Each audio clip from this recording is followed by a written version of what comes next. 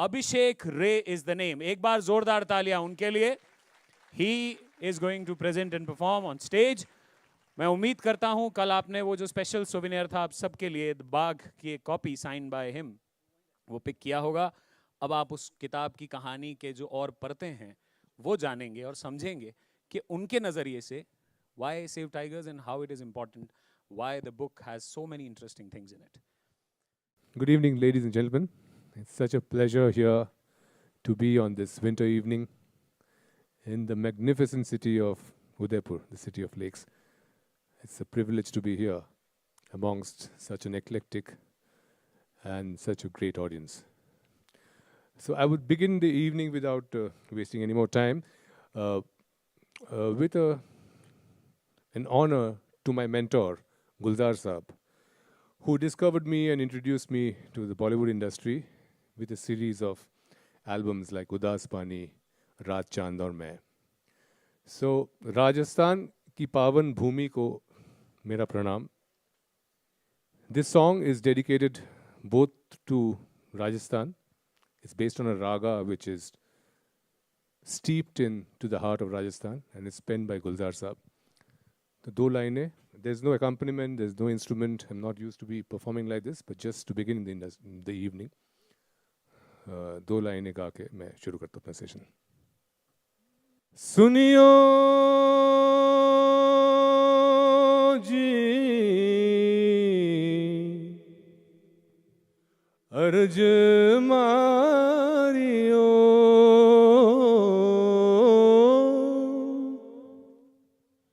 सुनियो जी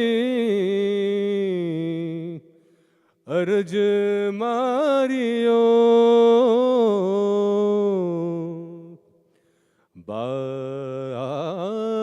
बुलामा सावन आयो घर ले जई हो सावन आयो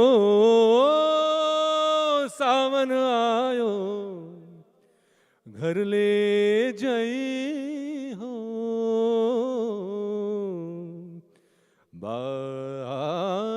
बुलामा सुनियो जी सुनियो जी सुनियो जी अर्ज Mario बाबुला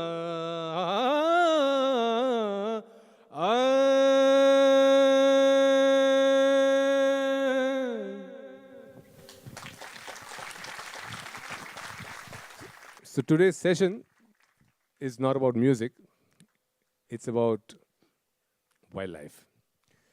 I'd like to ask you, what is wildlife? Wildlife is a term which has been introduced by the West.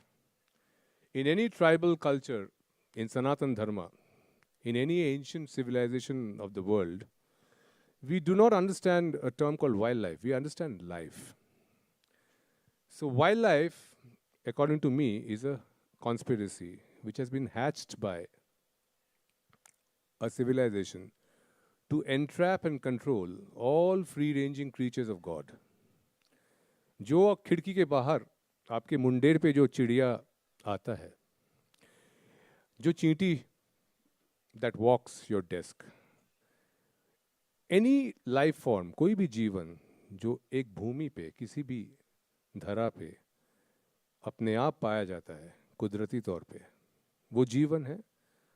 उसी को वाइल्ड लाइफ हमने बना दिया so that we can entrap them in zoos, keep them in captivity, keep them in specialized areas called national parks, sanctuaries, और उससे वो बाहर आ जाए. वो जानवर तो हम कहते हैं ये खौफनाक जानवर है, इसको गोली मार दीजिए, इसको कैप्चर कर लीजिए. पर ये ज़मीन जिसको हम अपनी ज़मीन समझते हैं, हम कोई भी ज़मीन खरीदते हैं तो किसी और इंसान को पैसे देते हैं कि ये ज़मीन आज से मेरा हुआ.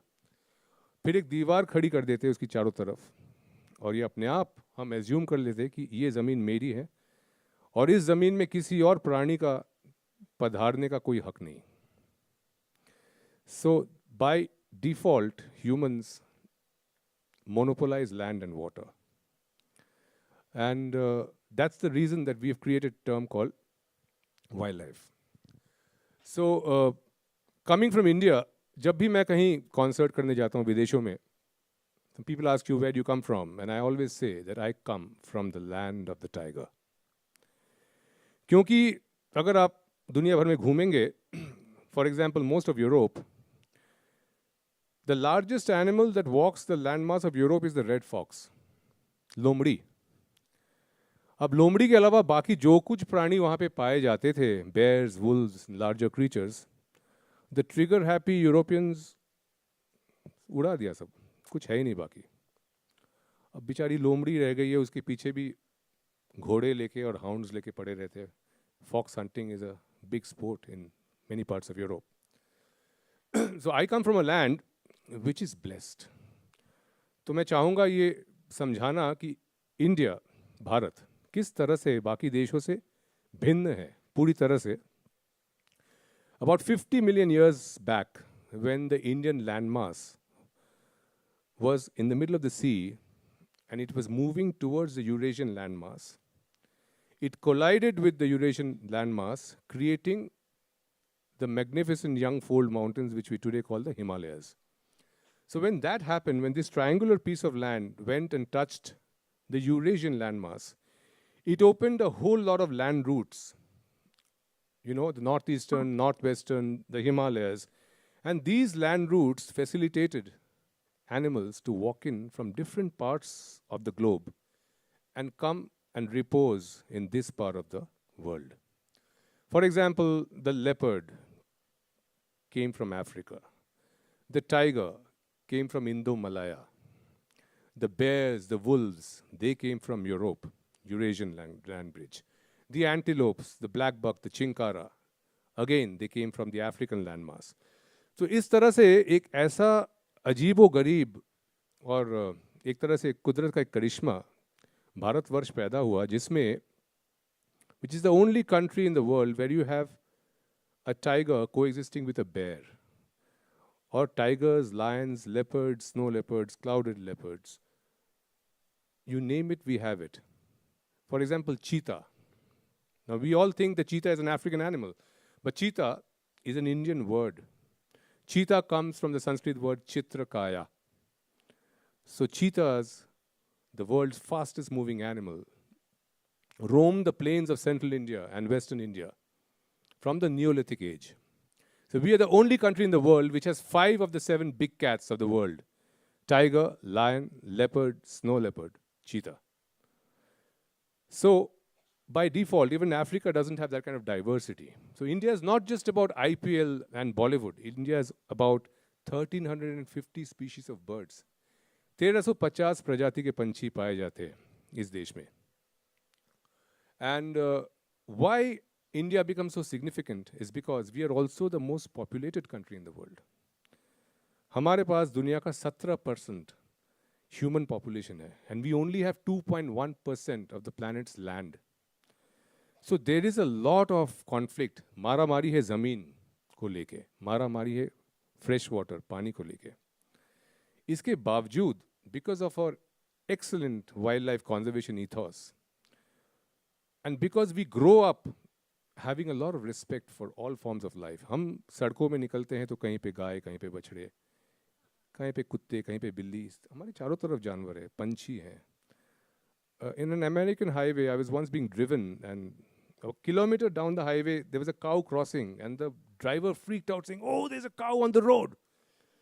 So there's a cow crossing the highway, and he braked and he abruptly slammed the car. And you know, that shows you how intolerant to other forms of life most people have become. But we are born with life all around us. And that is the essence of wildlife conservation. इस मिट्टी की ये जादू है कि इस मिट्टी में, in spite of being the most populated country in the world, we have effectively managed to save all our free-ranging wildlife. all our megafauna. And I think every Indian should be very, very proud of that fact in today's world. तो मैंने जब बॉलीवुड में थोड़े बहुत मेरे पैर जमाए, and I did music for films like Pan Singh Tomar, Welcome Back, Sahib If You're Gangster, many others. और थोड़ी बहुत पूंजी इकट्ठा हुई तो मेरे बचपन से दो ही फितरतें थी मेरे अंदर. One was films and music, and the other was always nature and wildlife. So मैं 14 साल की उम्र से बाघ गणना में भाग लेता हूँ भारत सरकार के लिए. So I been a tiger leopard tracker. तो अगर आप मुझे एक जंगल का एक हिस्सा दे मुझे और बताए कि ये सुनिश्चित कीजिए कि इस जंगल में कितने नर, कितने मादा, कितने बच्चे रहते हैं, तो हमारा काम होता है जंगल को पढ़ना. Now tracking is a very ancient art of reading the forest. So what I mean by tracking is, when you enter a forest, if you enter a forest with a human ego, the forest closes off. It doesn't talk to you.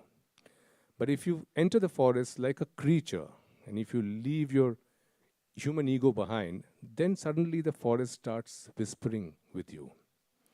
वो दबी हुई भाषा में आपसे बात करता है. घास क्यों दबी हुई है, दूर से वो पंछी क्यों बोल रहा है, उस वादी से एक हिरण की अकस्मात आवाज़ आती है, एन अलार्म कॉल, कहीं पे आपको एक गंध मिलता है आपकी नाक पे. So the saints, the smells, the sites of the forest start speaking to you. And there are alarm calls. So when a tiger moves from a certain valley, there is deer which call out. There is sambar, cheetal. They all have their own distinct alarm calls for both tiger and leopard.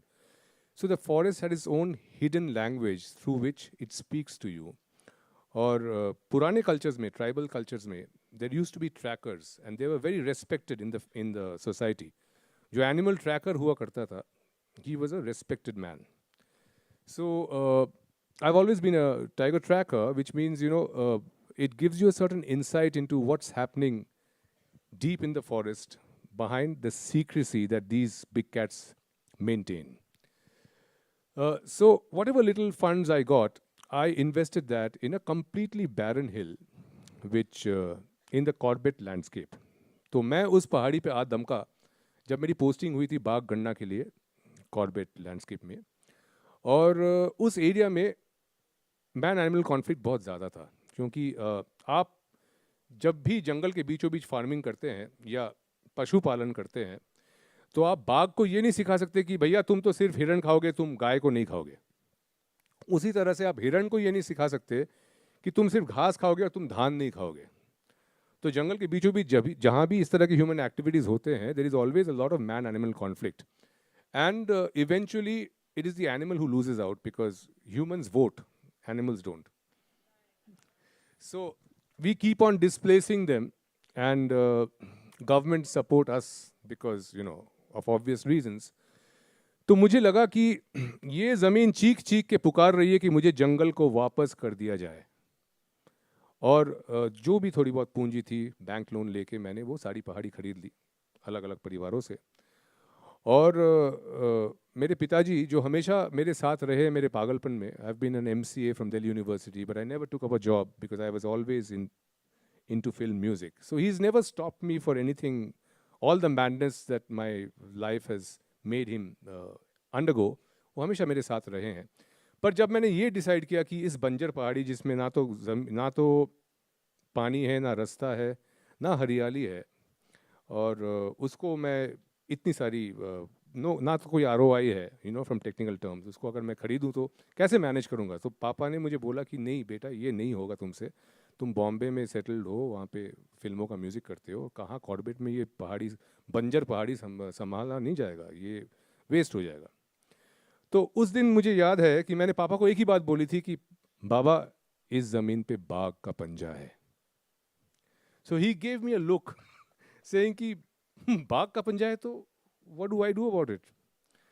So he did not realize that how rare it is for a land to have the imprint of a tiger walking across. And I acquired that land and I started the painstaking process of rewilding it. Now, rewilding is a term that a lot of you may not know. When you acquire a land, You normally build a house or a farmhouse or a factory or something like that in that land. When you acquire a land, to return it back to nature in its original state that it was, that's called rewilding. So Sitabani Wildlife Reserve, what I call it today, became India's first private rewilded project. Thank you. Thank you. और मैं ये मानता हूँ कि आप कुदरत के लिए 1% कीजिए, 99% कुदरत खुद करती है. For example, this hill was dry. ये बंजर पहाड़ी थी, इसमें पानी का स्रोत नहीं था. और आज की डेट में पानी को लेके बहुत मारामारी है. मतलब मैंने देखे हैं कि कॉर्बेट लैंडस्केप में ही हाथी 30-40 किलोमीटर चल के आता है कि नदी से उसको एक घूंट पानी मिल जाए. गर्मी के मौसम में हाथी के बच्चे बेहोश होकर गिर जाते हैं क्योंकि बेचारे इतने चल नहीं पाते. एडल्ट्स तो चल लेते हैं, 30-40 किलोमीटर के बाद जो है बच्चे गिर जाते हैं प्यास से. तो फॉर एग्जांपल, अगर कॉर्बेट आप जाएंगे, रणथंभौर जाएंगे, किसी भी नेशनल पार्क में जाएंगे, जो भी पानी के स्रोत हैं, नदियां हैं, उसके आसपास रिजॉर्ट्स है, लोगों के घर हैं और गांव हैं. तो हाथी का झुंड पानी तक पहुंच ही नहीं पाता. पानी तक पहुंचने से पहले बीच में दीवारें आ जाती हैं. अब हाथी दीवार तोड़ने लगता है तो लोग बोलते हैं हाथी पागल हो गया, इसको पकड़ लो, वाइल्ड लाइफ, इसको जंगल में भेज दो. अरे जंगल में पानी नहीं है. एकमात्र पानी का स्रोत कोसी नदी है, जिसके आसपास आपने रिजॉर्ट बना रखे हैं. So water is a magnet for wild life. बेचारे 30-40-50 किलोमीटर ट्रैक करके जाते हैं एक घूंट पानी के लिए. आप देखते हैं कि तेंदुआ पानी में, कुएं में गिर गया, टाइगर कुएं में गिर गया. The stupid media reports it as saying that अरे the leopard is fallen into the well. अरे 7 गुना अच्छा देखता है आपसे वो अंधेरे में. इतना पागल नहीं है कि वो कुएं में गिर जाएगा चलते चलते. सब दिखता है उसको. पानी के लिए इतना मोहताज हो जाता है एक घूंट पानी के लिए कि बेचारा छलांग मार देता है कुएं में, फिर निकल नहीं पाता. फिर मीडिया वहाँ पहुँचती है और बोलती है अरे तो गांव में घुस गया है, तो कुएं में गिर गया है. तो ये हालात है आज के डेट में हमारे देश में. मैं सिर्फ आंखें खोल रहा हूँ आपकी. तो सबसे पहले सीतावनी वाइल्ड लाइफ रिजर्व में मैंने वाटर बॉडीज़ बनाए, रेन वाटर हार्वेस्टिंग करके. और उन वाटर बॉडीज़ में bees, wasps, snakes, insects, all kinds of creatures started coming to drink. Then the deer came. They started coming to drink. And then the deer were followed by the predators, which is tigers and leopards. अब in water bodies में मछलियाँ मैंने नहीं छोड़ी, जुगनू मैंने नहीं introduce किए, aquatic plants में सब अपने आप हो जाता है. तो सृष्टि में एक कमाल ये है कि आप 1% कर दीजिए, बाकी 99% चीज़ें जुड़ जाती है अपने आप. ये एक अजीब सा करिश्मा है कुदरत का, जिसका कोई सटीक एक्सप्लेनेशन नहीं है. So you do 1% for nature, बाकी चीज़ें, जिगसॉ पजल की बाकी चीज़ें नेचर खुद ब खुद सजा देती है. तो इस तरह से चलता रहा मेरा जर्नी. एक तरफ बॉलीवुड में फिल्में करता रहा, और जो भी थोड़ा बहुत मुझे मोहलत मिलती थी रिकॉर्डिंग के बाद, I used to be spending rewilding this hill. इस दौरान बरसात के दिनों में कभी कभार जब मैं सीताबनी जाता था, तो एक नदी है जो उफान में चल पड़ती है. तो मेरी गाड़ी जो है पहाड़ी तक पहुंच नहीं पाती पूरी. तो बीच में गाड़ी रोक के एक बैकपैक लेके नदी क्रॉस करके ऊपर चलना पड़ता है. तो ऐसे में क्या होता है कि I take a morning flight from Mumbai, reach Delhi, have lunch with my parents and then I start driving to Uttarakhand. तो रात के 9-9:30 बजे मैं पहुंचा, और मैं पीठ पे बैग लेके जब ऊपर जा रहा हूँ, तो टॉर्च लाइट पे अचानक मुझे दिखता है कि 2 आंखें, नीली आंखें ऊपर से नीचे आ रही है, और मुझे पगडंडी से नीचे से ऊपर जाना है. तो बचपन से बाघ गिने हैं, तो टॉर्च लाइट से समझ में आ जाता है कि ये जो भी मोहतरमा ऊपर से नीचे आ रही है, ये कौन है. तो उसको देख के मैं रुक जाता, वो भी रुक जाती. फिर मैं इस पशोपश में आ जाता कि मैं जाऊं तो कैसे जाऊं. इस तरफ जंगल, उस तरफ जंगल, पीछे नदी. मेरा कॉटेज वहाँ से करीब 500 मीटर दूर है. तो ये जो है डिटूर लेके साइड में घुस जाती झाड़ियों में. अब मैं ऊपर जा रहा हूँ, और ये साइड से छप छप छप छप इसके पंजों की आवाज़ आती रहती थी.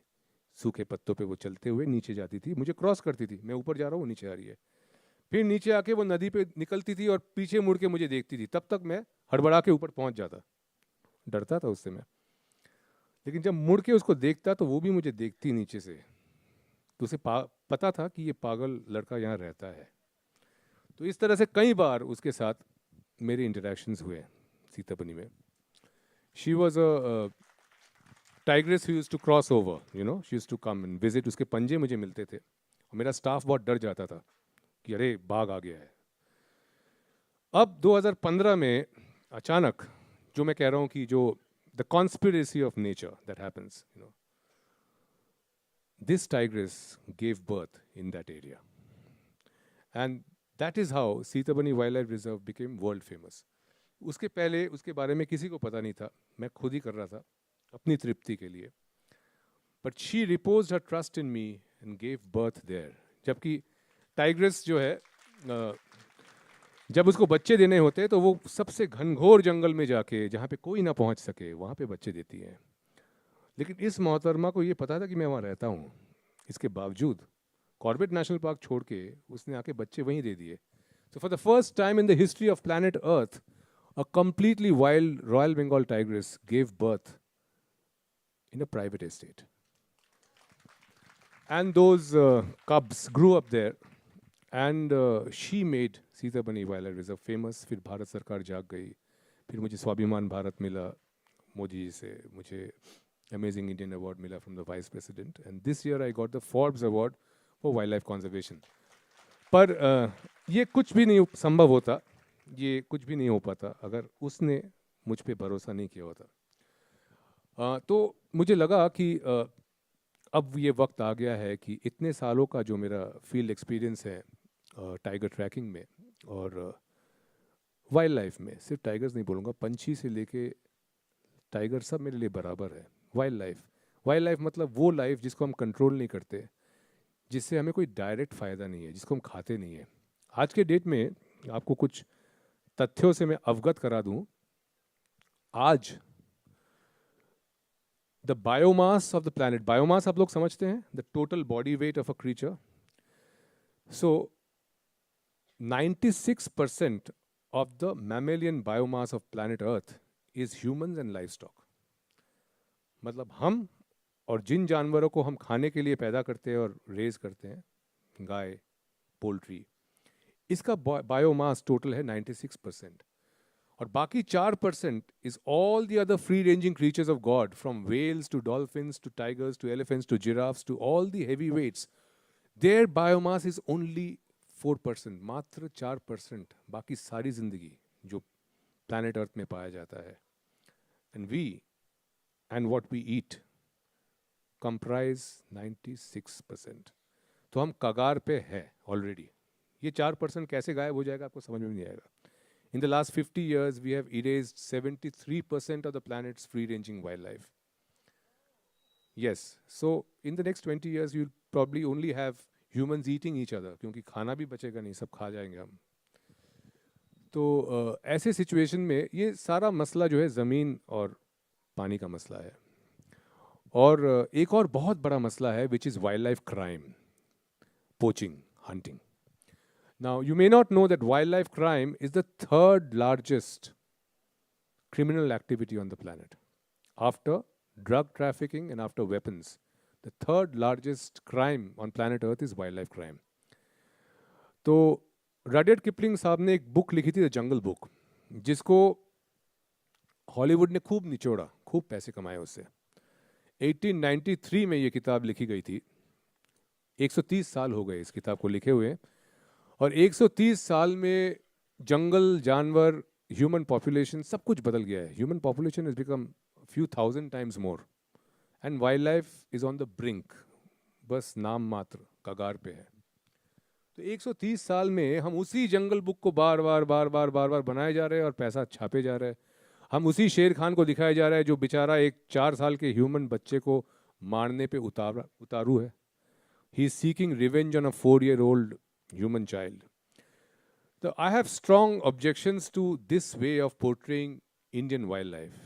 अब किपलिंग साहब उस ज़माने में आए भारतवर्ष में, उन्होंने कुछ देखा, टाइगर्स हैं, भालू हैं, वुल्व्स हैं यहाँ पे, और जाके कहानी लिख दी जिस कहानी का रियल वाइल्ड लाइफ के साथ कोई लेना देना नहीं है.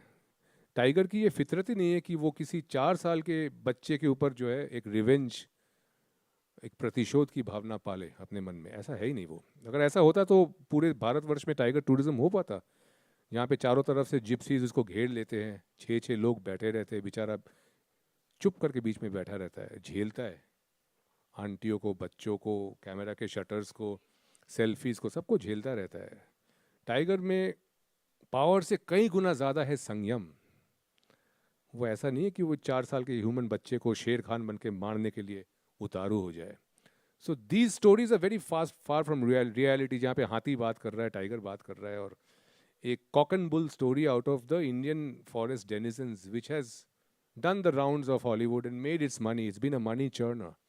But it is time that the world needed a new Jungle Book, the real Jungle Book of today.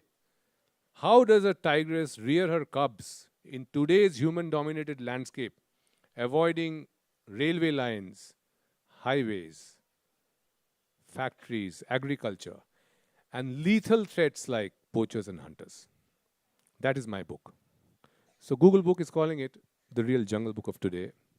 And you'll be happy to know कि आप सबके प्यार से this book has become a bestseller on Amazon. And ये कहानी है जग्गू बवरिया की. It's a fiction, उपन्यास है. इसमें मेरी जिंदगी की झलकियां हैं, लेकिन उपन्यास है जो मैंने लिखी है. Now Jaggu Bavaria is a tribal man. He's a man born in the heartland of India, in the Deccan. खानदानी पोचर्स हैं ये, नोटोरियस पोचर्स, और एक पोचिंग गिरोह का लीड ट्रैकर है. ट्रैकर मतलब बोलता है फंदा यहाँ लगाओ, बाघ यहाँ से जाएगा, और बाकी लोग फंदा वहीं लगाते हैं. पर बोलता है कि मेरे सामने ये मारने काटने का काम मत करना, ये सब मुझसे देखा नहीं जाता है. तो मन से कोमल है, आज का मोगली है वो. उन्हीं जंगलों में पला बड़ा है, बचपन से टाइगर्स, लेपर्ड्स, हिरन, पंछी सबको देखते हुए, सबके साथ खेलते हुए अनायास पेड़ पे चढ़ जाता है, उतर जाता है. He's like a modern day Mowgli. He's grown up with the spirits of the central Indian forest. He has seen the Baloo and the elephants and the tigers and the wolves and the hyenas.